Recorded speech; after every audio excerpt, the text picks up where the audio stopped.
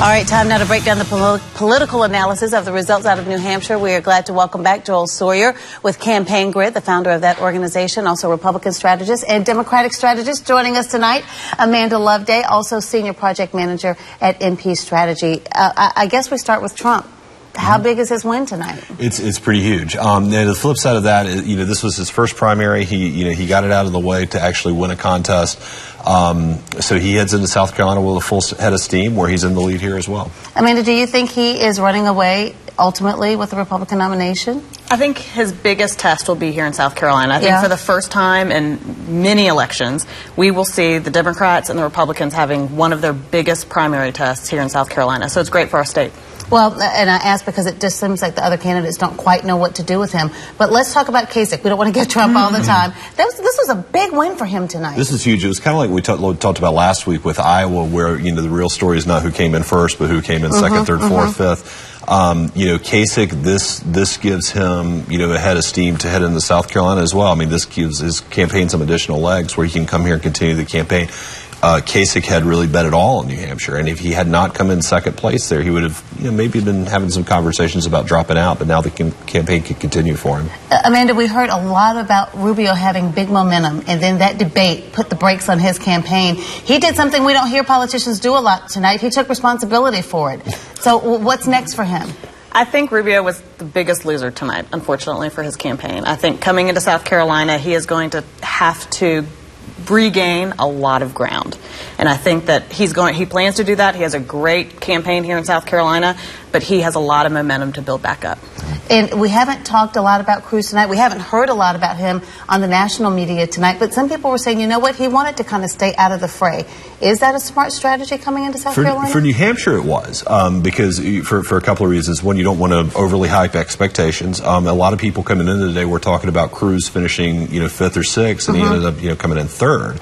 The other thing that you didn't want to do in New Hampshire is unnecessarily engage Donald Trump, because you knew he was going to win the state anyway. So stay a little below the radar, exceed expectations, and hold your fire until you get to South Carolina. Let's switch gears, talk about the Democratic side of this. Amanda, everybody has been saying Hillary is coming to South Carolina. This is her firewall, but that's exactly what we heard the last time around. We see some pretty prominent Democrats who are either lining up behind Sanders or even switching, leaving the Hillary Clinton camp. Is she in trouble here? I think it's, again, the biggest test for both of them here. The New Hampshire results, a 20-point spread, that's incredible. I was expecting 10. And so having that big of a spread coming into South Carolina, this will be a huge test for Senator Sanders. A lot of that has to do with our voting population. 55% of the Democratic primary vote in 2008 was African American. He has never seen a test like that before. So if he can do well here, I was telling Joel before we came on, he doesn't even have to win. He just has to keep the margins tight.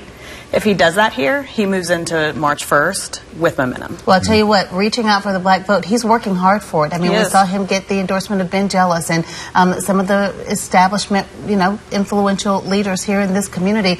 And Joel, he's doing a great job. I mean, it comes down to the money. I mean, you got to keep it real on that front. He's doing a great job fundraising. No, he really is. I mean, he's certainly keeping parity there, and he's raising it. He's going through great leagues to point out the source of his fundraising being from quote unquote real people, not big money Wall Street folks, like is the constant talking point he uses against Hillary Clinton.